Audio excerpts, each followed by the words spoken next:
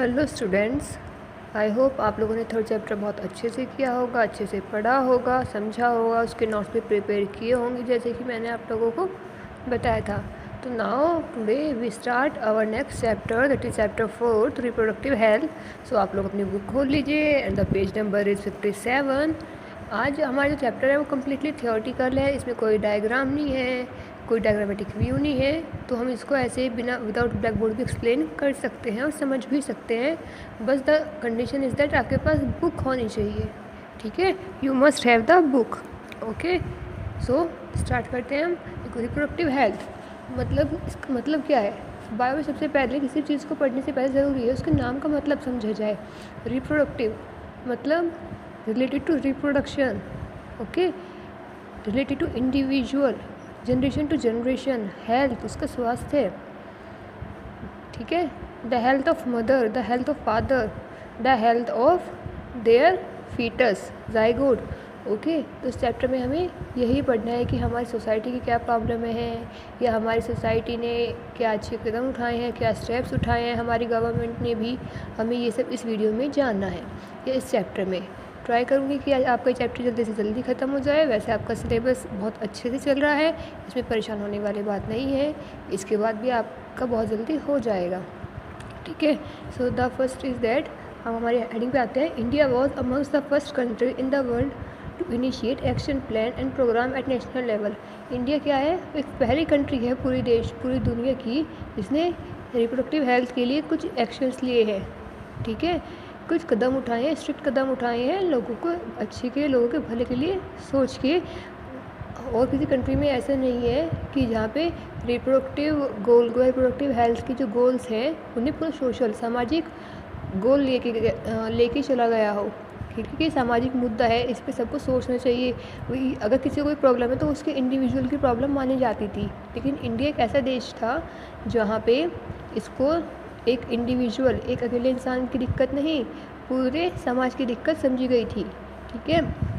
To attain reproductive health, और इस programme को क्या नाम दिया गया था? फैमिली प्लानिंग नाम दिया गया था, जो कि 1951 में स्टार्ट किया गया था, ठीक है, काफ़ी ईयर्स पहले। Improve programme covering wide reproductive related areas, ये जो आपका रिप्रोडक्टिव फैमिली प्लानिंग एक्शन हुआ है, इसने काफ़ी सारे एरियाज़ को कवर किया है इन ऑपरेशंस अंडर नेम, जैसे कि कई सारी आपकी संस्थाएं जुड़ी हुई है, reproductive and child health care programme से जुड़ा हुआ है, लोगों को जागरूक करने का प्रोग्राम इससे जुड़ा हुआ है, लोगों को फैसिलिटीज़ प्रोवाइड करानी है फॉर बिल्डिंग अप, ताकि वो अपने आप को स्वस्थ रख सके, अपनी रिप्रोडक्टिव हेल्थ को स्वस्थ रख सके। आर द मेजर टास्क, ये बहुत बड़ा टास्क है, बहुत मतलब मुश्किल काम है कि अपने आप को स्वस्थ रख पाना। हम दुनिया के सारे काम कर लेंगे, ठीक है, बट अपनी देखभाल, अपने स्वास्थ्य की, अपनी हेल्थ की देखभाल हम नहीं कर पाते। With the help of audio visual and the print media, non governmental agency have taken, governmental मतलब सरकारी के साथ साथ जो सरकारी नहीं है, ठीक है, जो प्राइवेट सेक्टर्स हैं उन्होंने भी इसके लिए बहुत कड़े कदम उठाए हैं, क्रिएट जागरूकता के लिए बहुत स्टेप्स उठाए हैं, जैसे कि हम दो हमारे दो, ठीक है ना, छोटा परिवार सुखी परिवार, इस तरह की जो स्लोगन्स हैं, जो जागरूकताएँ हैं, वो समाज में जगाई गई हैं। Parents, other close relative, teacher and friend also have a major role, जो पेरेंट्स होते हैं, जो उनके ज़्यादा खास रिश्तेदार होते हैं, टीचर्स होते हैं, फ्रेंड्स होते हैं, उनकी भी बड़ी अहम भूमिका इसमें होती है इस इन्फॉर्मेशन, इस जानकारी को समाज तक पहुंचाने में। Introduction of sex educational in school should be encourage, schools में सेक्स एजुकेशन, ठीक है, मतलब रिप्रोडक्शन या रिप्रोडक्टिव हेल्थ के बारे में जो क्या होता है, इन्फॉर्मेशन होती है, एजुकेशन होती है, वो स्कूल्स में बच्चों को देनी चाहिए, पढ़ानी चाहिए, ताकि बच्चों को सही गलत के बारे में पता हो कि क्या सही है, क्या गलत है, क्या करना सही होगा, क्या करना गलत होगा। The young so age to discourage children from believing, ताकि जो चिल्ड्रन से, जो बच्चे हैं, वो झूठ अफवाह पे यकीन ना करें और जो सच बात है उस पर यकीन करें। Having misconception about sex related aspects, proper information about reproductive organ, adolescence and related change, safe, hygienic, अगर उन्हें पूरी जानकारी होगी, ठीक है, रिप्रोडक्टिव ऑर्गन्स के बारे में, एडोलेसेंस एक एज है उसके बारे में, जो चेंजेस आते हैं, safe sex, sexually transmitted disease, अगर उनके बारे में इन्हें पूरी जानकारी होगी तो वो कई तरह की बीमारियों से बच सकते हैं, एक नया समाज बना सकते हैं, ठीक है। All etcetera would help people, ये लोगों के बहुत मददगार साबित होगा, स्पेशली दोज इन, खासकर कब, जब वो बच्चे एडोलसेंस एज में हो, ताकि उनसे कोई गलती ना हो जाए, उन्हें सही गलत के बारे में पहचान हो, उन्हें पता हो क्या सही है और क्या गलत है। एजुकेटिंग पीपल स्पेशली कपल्स, ठीक है, और स्पेशली कपल्स जिनकी शादी होने वाली है उन्हें भी पूरी नॉलेज होनी चाहिए इसके बारे में कि क्या सही है, रिप्रोडक्टिव हेल्थ को लेके क्या गलत है, उनकी क्या एज है, एक प्रॉपर एज है नहीं है, या कब तक वो इंटरकॉर्स या कॉपुलेशन कर सकते हैं। ओके माय डियर स्टूडेंट्स, अगर कोई वुमेन प्रेग्नेंट है तो उसे पहले क्या प्रिकॉशंस लेने होंगे, या पहले क्या उसको देखभाल करनी होगी, बाद में क्या देखभाल करनी होगी, अगर उसको प्रेगनेंसी से बचना है, प्रिवेंशंस लेने हैं तो क्या करना होगा, ये सब उसको पता होना चाहिए। इक्वल अपॉर्चुनिटी वुड एड्रेस, ठीक है। सक्सेस,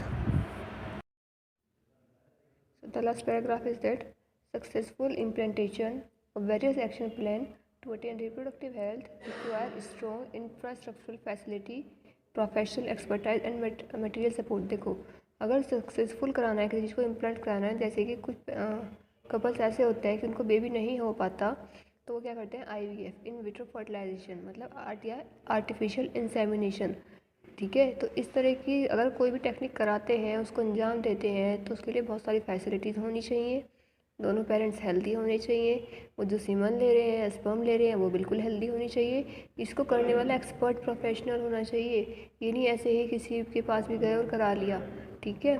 मटेरियल, सारा मटेरियल होना चाहिए, A to Z, मशीन से लेके सारी प्री फैसिलिटीज़, पोस्ट फैसिलिटीज़ सब अवेलेबल होनी चाहिए। ये एसेंशियल होता है किसके लिए, कपल के लिए। हेल्थ रिलेटेड प्रॉब्लम्स हो जाएंगी, वरना अगर ऐसा नहीं होगा, ठीक है। वो प्रॉब्लम्स कैसी हो सकती है, प्रेगनेंसी में कॉम्प्लिकेशंस आ सकते हैं, डिलीवरी में कॉम्प्लिकेशन, सेक्सुअली डिजीज़ ट्रांसमिट हो सकती है, अबॉर्शन हो सकता है, ठीक है, कुछ भी हो सकता है। Implantation of better technique and strategy from time to time और ऑल्सो रिक्वायर्ड, हर मतलब टाइम जैसे जैसे क्या हो रहा है, एडवांसमेंट हो रहा है, डेवलपमेंट हो रहा है, टेक्नोलॉजी बदल रही है, नई नई फैसिलिटीज़ आ रही है, तो इस फील्ड में भी बहुत डेवलपमेंट हो रहा है, ठीक है।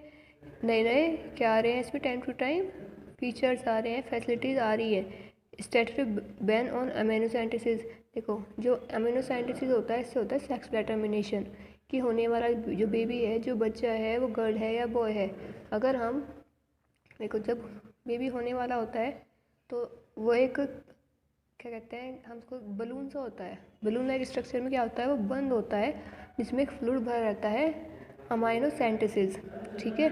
अमाइनो सेंटेसिस फ्लूइड उसमें भरा रहता है, उससे पता, अगर कोई उसको इंजेक्शन के थ्रू बाहर निकाल के डिटरमाइन करे तो उससे इजीली बता सकता है कि होने वाला बेबी गर्ल है या बॉय है। इसको कहते हैं सेक्स डिटर्मिनेशन, जो कि क्या है, गैर कानूनी, इलीगल है। इस लोग क्या करते हैं, फीमेल फर्टिसाइड को अंजाम देते हैं, कन्या भ्रूण हत्या को। जैसे ही उन्हें पता लगता है कि हाँ भाई ये गर्ल है या फीमेल चाइल्ड होने वाला है, उसको अबॉर्ट करा लेते हैं। सो दैट्स वाई ये क्या है, इलीगल प्रैक्टिस में आता है, ठीक है।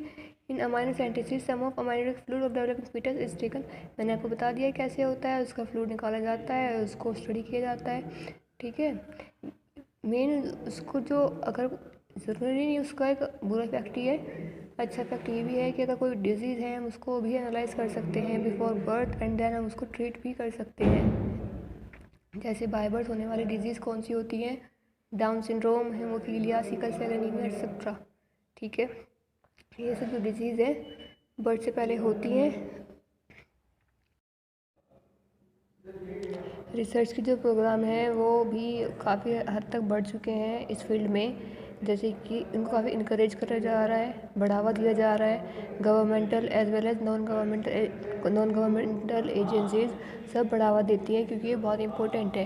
कहते हैं ना कि अगर माँ हेल्दी होगी तभी तो बच्चा हेल्दी होगा, तो ये क्या है, एक तरह का लिंक है जो जनरेशन टू जनरेशन चलता आ रहा है, ठीक है, ताकि फ्यूचर जनरेशन हेल्दी हो। आप लोगों ने सुना भी होगा, अगर कभी नई क्या ये कॉन्ट्रासेप्टिव आई है मेडिसिन, जिसको कहते हैं सहेली, जो फीमेल्स लेती हैं, ठीक है ना, जो किसने बनाया है, सेंट्रल ड्रग रिसर्च इंस्टीट्यूट ने बनाया है, जो कि कहाँ पे है, लखनऊ में है, ठीक है। क्लियर है students, better awareness about sex related materials increase जो जागरूकता है वो बहुत हद तक बढ़ा दी गई है, बहुत ज़्यादा बढ़ा दी गई है। इंक्रीज मेडिकल सर्विसेज भी बहुत ज़्यादा बढ़ा दी गई है।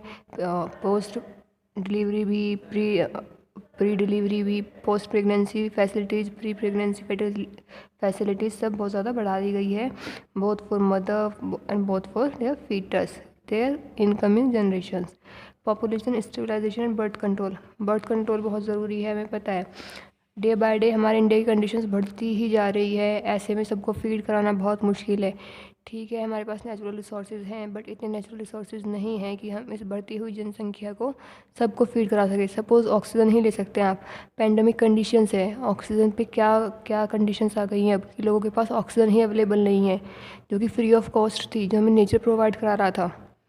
लोगों के पास वही नहीं बचा है। पॉपुलेशन इतनी ज़्यादा है, बीमार होने वालों की संख्या इतनी बढ़ गई है कि उनकी ज़रूरत को पूरा करना ही मुश्किल हो रहा है। तो सेम ऐसे ही होगा, खाने वाले ज़्यादा होंगे, उगाने वाले कम होंगे, तो सबका पेट कैसे भरेगा। ठीक है, तो इसलिए बर्थ कंट्रोल बहुत ज़रूरी है। इसलिए कहते हैं छोटा परिवार सुखी परिवार। अब कहते हैं कि ये नहीं कि बहुत सारे मतलब किसी को किड्स हो, जितनों को वो अच्छी मेडिकल फैसिलिटीज़ दे सके, न्यूट्रिशनल फैसिलिटीज़ दे सके, उतने ही उसको चाइल्ड करने चाहिए। ठीक है। In the last century, an all-round development in various fields significantly improved the quality of life of the people. पिछले कुछ दशक में कई सारे फील्ड्स में इसकी महत्वपूर्णता को बताया गया है, जिसने लोगों की ज़िंदगी को, लोगों की लिविंग स्टाइल, लाइफ स्टाइल को सुधारा है। However, increased health facilities along with better living condition had an explosive impact on the growth of population. बढ़ती हुई जनसंख्या में जो रिप्रोडक्टिव हेल्थ है, जो फैसिलिटीज़ हैं, उन्होंने एज अ बूम काम किया है, चमत्कार के रूप में काम किया है। The world population which was around 2 billion, जो कि अगर हम हमारी दुनिया की जनसंख्या की बात करते हैं, जो कि 2 बिलियन थी कब, 1900 में। ठीक है, टू अबाउट 6 बिलियन, और वो 1900 से 2000, ठीक है, 1900 से लेके 2000 तक कितनी हो गई थी, 6 बिलियन हो गई थी। और 2011 में कितनी हो गई थी, 7.2 बिलियन। और ये ट्रेंड कंटिन्यू आगे बढ़ता ही जा रहा था। अगर पॉपुलेशन विच अगर हम बात करते हैं, हमारी जनसंख्या लगभग कितनी है, 350 मिलियन है। कब की बात है, तब हमारा देश आज़ाद हुआ था। ठीक है, क्रॉस। और मई 2011 में जब जनगणना हुई थी, उस टाइम कितनी थी, 1.2 बिलियन। और रैपिड डेक्लाइन, जो डेथ रेट था, डेथ रेट मतलब मृत्यु दर जो था मैटरनल का, वो माता का भी और उसके बच्चे का भी। मैटरनल मॉर्टेलिटी रेट मतलब माता का मृत्यु दर और बच्चे का जो मृत्यु दर था वो घट गया था। As well as increase in number of people, जो मृत्यु दर था वो घट गया था, रिप्रोडक्शन करने वालों का जो दर था वो बढ़ गया था। इससे क्या हो रहा था, बर्थ रेट बहुत ज़्यादा इंक्रीज़ हो रहा था, जिसकी वजह से परसेंटेज डे बाय डे बढ़ती ही जा रही थी। According to 2011 census report, the population growth rate was less than 2%। ठीक है, ये आपका था। और ये चीज़ आपको बताई चुकी हूँ कि अगर ज़्यादा खाने वाले हो जाएंगे तो इतना खाना कहाँ से आएगा, रहने के लिए छत कहाँ से आएगी, फिर जंगल काटने पड़ेंगे। ठीक है, the most important step to overcome this problem is to motivate smaller families. तो इस प्रॉब्लम से बाहर आने का क्या सोल्यूशन है कि छोटी छोटी फैमिलीज़ को जागरूक किया जाए। जो लोग इतने लिटरेट नहीं हैं, पढ़े लिखे नहीं हैं, उन्हें जागरूक किया जाए कि क्या सही है क्या गलत है। यू माइट हैव सीन, आप लोग देखते भी होंगे पोस्टर्स पे, बिल्स पे दिखाते हैं खुश परिवार दिखाते हैं, हैप्पी फैमिलीज दिखाते हैं, जिनके 2 पेरेंट्स होते हैं और 2 ही उनके बच्चे होते हैं। स्लोगन लिखा रहता है, हम 2 हमारे 2, वी 2 आर 2। ठीक है, मैनी पीपल्स मोस्टली द कई लोग स्पेशली जो जवान होते हैं, यंग होते हैं अर्बन एरियाज़ में, working once have even adopted. तो वो लोग मतलब इतना अच्छा काम कर रहे हैं कि अपना ना करने की बजाय वो एडोप्ट कर लेते हैं बस एक चाइल्ड, और उसी की देखभाल करते हैं। इससे पॉपुलेशन भी कंट्रोल रहती है। और एक statutory raising the age marriageable age of the female. पहले क्या होता था हमारे समाज में, आपने सुना होगा बाल विवाह। ठीक है, बाल विवाह कर देते थे, और जैसे ही मतलब गर्ल और बॉय एडोलसेंट एज में आए, उनको बेबी हो जाता था, वुमेन प्रेग्नेंट हो जाती थी। बट अब सुप्रीम कोर्ट ने, हमारी सरकार ने ये सब बैन कर दिया है। ऐसा कुछ भी नहीं है। ठीक है, जो फीमेल्स की जो उन्होंने शादी की उम्र कर दी वो 18 साल, और मेल की 21 साल कर दी है। इससे पहले अगर कोई शादी करता है तो उसकी शादी गैर कानूनी मानी जाती है। ठीक है। और इन दैट केस उसकी जो मैरिज होती है उसको रिजेक्ट कर दिया जाता है। Given to couple, let us describe some of the. अब हम आगे क्या पढ़ेंगे, कुछ कॉन्ट्रासेप्टिव मेथड्स पढ़ेंगे जो अनवांटेड प्रेगनेंसी से प्रिवेंट करते हैं, बचा के रखते हैं। And ideal contraceptive should be, ideal contraceptive कौन होता है, कौन सबसे बेस्ट होता है, ठीक है, इसको ध्यान में रखना। ये एग्जाम्स में आ जाता है जो यूज़र फ्रेंडली हो, मतलब जिसको यूज़ करना ईजी हो, ठीक है, जो ईज़िली अवेलेबल हो जाए, जिसके लिए आपको ज़्यादा पे ना करना पड़े, आपके आसपास में ही मिल जाए। इफ़ेक्टिव भी ये नहीं कि आपने उसका इस्तेमाल किया कोई फ़ायदा नहीं हुआ, ठीक है। रिवर्सेबल विद नो और लीस्ट, कोई भी साइड इफ़ेक्ट उसका ना हो तो बहुत मामूली सा हो, ठीक है। वैसे साइड इफ़ेक्ट सब चीज़ों का होता है, अगर आप उसको अनलिमिटेड वे में यूज़ करोगे, लिमिटेड वे में यूज़ करोगे, उसका कोई भी साइड इफ़ेक्ट नहीं होगा। It also should in no way interfere with the sexual drive, sexual desire में, ड्राइव में, हॉर्मोन्स में जो कोई चेंजेस ना लेके आए सेक्शुअल एक्ट में। अवॉइड जो काफ़ी सारे अवेलेबल है मार्केट में, वो कौन से होते हैं, जैसे कि हमारा नेचुरल ट्रेडिशनल बैरियर होता है, बैरियर में आप क्लास 10th में भी पढ़ के आते हैं, हमारा डायफ्राग्राम होता है और कॉन्डम्स होते हैं, आईयूडी होता है, इंट्रा यूटेरिन डिवाइस होता है जिसको यूट्रस में इंसर्ट कर दिया जाता है by the help of expert nurse और सर्जन। ओरल कॉन्ट्रासेप्टिव, इसमें काफ़ी सारी मेडिसिन आ जाएंगी, इंजेक्शन्स आ जाते हैं, सर्जिकल मेथड्स आ जाते हैं, ठीक है। Natural methods work on the principle of avoiding chances of अवम। Natural method में तो क्या आता है, अवम और स्पर्म के मेट होने के चांसेस होते हैं वो बिल्कुल ख़त्म हो जाते हैं, ठीक है। ये अगर किसी को मेंस्ट्रुएशन ही नहीं हो रहा है, अगर किसी फीमेल में मेंस्ट्रुएशन ही नहीं हो रहा है, मतलब एग रिलीज ही नहीं होगा, ओवुलेशन ही नहीं हो रहा है, तो ये तो एक नेचुरल प्रोसेस हो गया ना, ठीक है। तो एक तो ये होता है जो प्रेगनेंसी से प्रिवेंट करता है। Periodic abstinence is one such method in which the couple avoid or abstain from coitus from day 10 to 17. menstruation cycle when ovulation could be, देखो अगर कोई कॉपुलेशन या इंटरकोर्स करता भी है तो वो इतने ध्यान से करता है कि मेंस्ट्रुएशन के 10 से, जब मेंस्ट्रुएशन होने में या मेंस्ट्रुएशन साइकिल स्टार्ट होने में 10 से 17 दिन बाकी हों तो वो कॉपुलेशन नहीं करते, क्योंकि इस टाइम क्या होता है, एग रिलीज़ होने के चांसेस बहुत ज़्यादा होते हैं, अवम रिलीज़ होने के चांसेस बहुत ज़्यादा होते हैं। तो अगर स्पर्म इस कंडीशन में मिल गया वहाँ पे तो फर्टिलाइजेशन हो जाएगा and that result in the pregnancy. तो इस टाइम पे वो कॉपुलेशन और इंटरकोर्स को क्या करते हैं, अवॉइड करते हैं। Therefore withdrawal or coitus interrupt is another method in which male partner withdraw his penis from the vagina just before ejaculation so as to avoid insemination। यह एक मेथड क्या होता है कि जैसे वो कॉपुलेशन करते हैं, इंटरकोर्स करते हैं, तो जैसे ही मेल को रियलाइज़ होता है कि स्पर्म रिलीज होने वाला है, वो पेनिस को रिमूव कर लेता है। इससे क्या होता है, इजैकुलेशन मतलब रिलीज ऑफ स्पर्म, ठीक है। जब उसको रियलाइज़ होने वाला होता है, रियलाइज़ हो रहा होता है, तो तभी पेनिस को रिमूव कर लेता है फ्रॉम द फीमेल्स बॉडी, तो ताकि सीमन ट्रांसफ़र ना हो, स्पर्म ट्रांसफ़र ना हो, ठीक है। Lactational ammonia, absence of menstruation, ये मैं आपको बता चुकी हूँ ऑलरेडी। बैरियर मेथड में क्या होता है, अवम और स्पर्म को मिलने से रोका जाता है, फिजिकली उनमें कोई कॉन्टैक्ट नहीं होता। जैसे कि मेल और फीमेल्स के लिए आपको क्या आते हैं, कॉन्डम्स आते हैं। कॉन्डम क्या होता है, बैरियर मेथड होता है जो किसका बना हुआ होता है, रबर का होता है। रबर और लेटेक्स शीट होती है, बड़ी सॉफ्ट सी होती है, आप डायग्राम में देख भी सकते हैं। ये मेल्स के लिए होती है, ये फीमेल्स के लिए होती है, ठीक है। ये पेनिस को कवर करती है मेल्स में और सर्विक्स को कवर करती है फीमेल्स में जस्ट बिफोर कॉइटस। कॉइटस मतलब कॉपुलेशन, इंटरकोर्स। सो जो आपका अवम है और जो स्पर्म है वो आपस में मिल नहीं पाते। Use of condom has increase in recent year, condom का यूज़ कुछ बीते सालों में बहुत ज़्यादा बढ़ चुका है, ठीक है, क्योंकि इससे क्या होता है, ये STD से, एक्चुअली ट्रांसमिटेड डिजीज से भी क्या करता है, प्रिवेंट करता है। सेल्फ इंसर्टेड भी होते हैं कुछ, ठीक है, जैसे कि डायफ्राग्राम्स, ये खुद से इंसर्ट किए जा सकते हैं। सर्वाइकल कैप्स, सर्विक्स में जो कैप्स लगाई जाती हैं, वॉल्स और ऑल्सो बैरियर, ये सब भी बैरियर मेथड्स होते हैं जो रबर के बने हुए होते हैं, ठीक है। अनदर इफेक्टिव मेथड कौन सा होता है, इंट्रा यूटेरिन डिवाइस, ठीक है। इसमें कॉपर टी वगैरह का आते हैं इस तरह के, जिन्हें किसमें, यूट्रस में लगा लिया जाता है, लेकिन ये किसके थ्रू होता है, एक्सपर्ट डॉक्टर्स जो होते हैं उनके थ्रू होता है, ठीक है। एक्सपर्ट नर्स जो होती हैं, जो साइंटिस्ट सर्जन्स होते हैं, उनके थ्रू ही हो सकता है। The intra uterine device are present available, वो कैसे, किस नाम से प्रेजेंट होते हैं, आईयूडी कंपनी में कौन कौन सा आता है, लिपिस, लूप, ठीक है। कॉपर रिलीजिंग में आते हैं आपके CUT, CU7, Multiload. Hormone releasing में भी आते हैं आपके।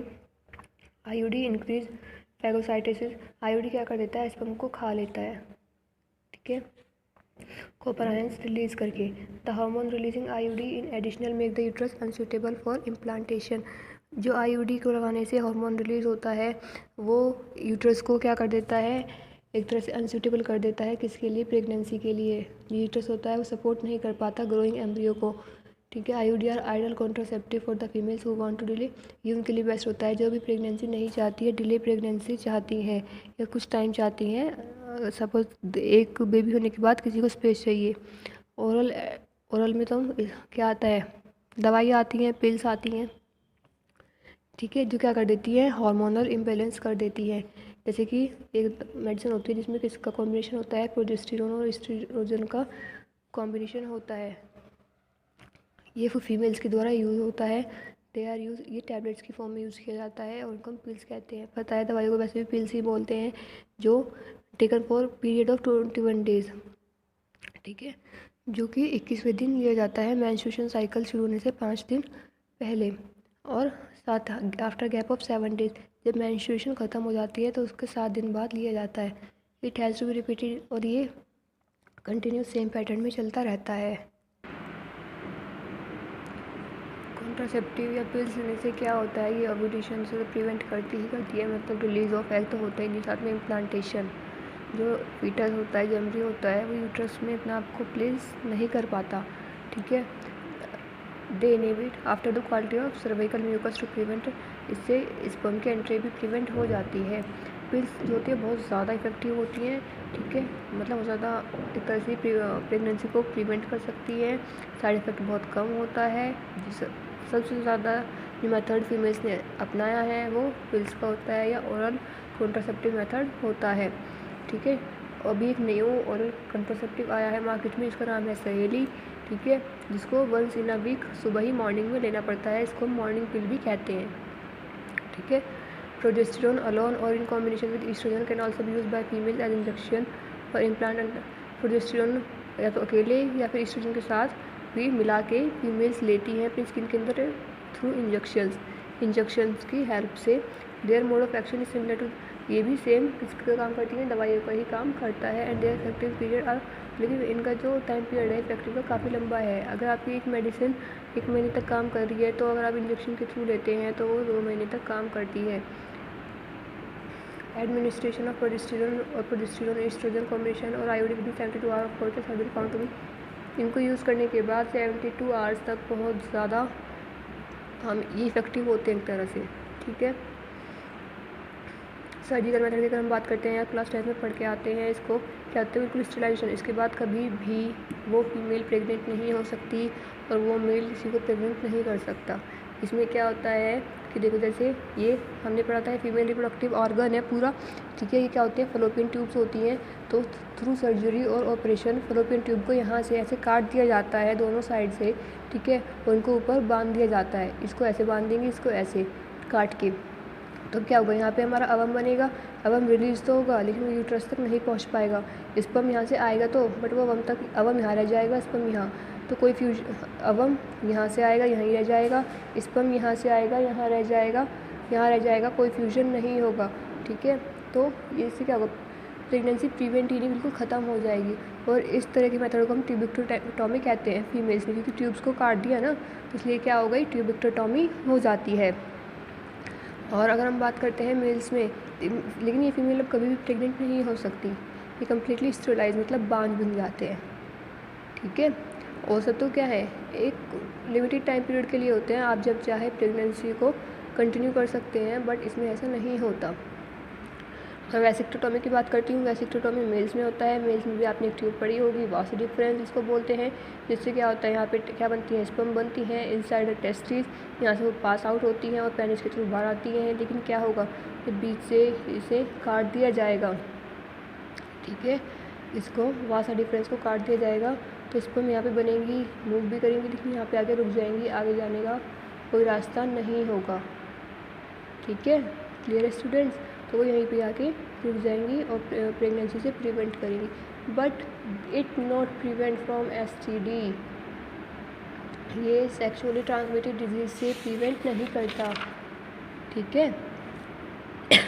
सो ये था हमारा किसमें, हमारे मेथड्स में आता है it need to be emphasis that the selection of suitable contraceptive method and it you should always be undertaken. देखो ठीक है, आप यूज़ कुछ भी कर सकते हैं, मतलब ह्यूमन्स यूज़ कुछ भी कर सकते हैं, बट ऐसे ही नहीं। डॉक्टर से पूछो पहले हमेशा क्या ठीक है क्या गलत है, किसके क्या साइड इफ़ेक्ट्स है, क्या लेना चाहिए, क्या किसको हमारी बॉडी एक्सेप्ट करेगी, किसको रिजेक्ट करेगी, उसके थ्रू ही हमें लेना चाहिए। One must also remember that contraceptive are not, ये कोई ये नहीं है कि आप उसको रोज़ लो, ठीक है, कोई डेली की रिक्वायरमेंट नहीं है, ये कोई काजू बादाम तो है नहीं आप रोज़ खाओगे। For the maintenance of reproductive health, in fact they are practice against natural reproductive event. ये तो क्या कर रहे हैं, हार्म भी कर सकते हैं बॉडी को अगर आप रोज़ लोगे, क्योंकि एक नेचुरल फिनोमेना को स्टॉप कर रहे हैं।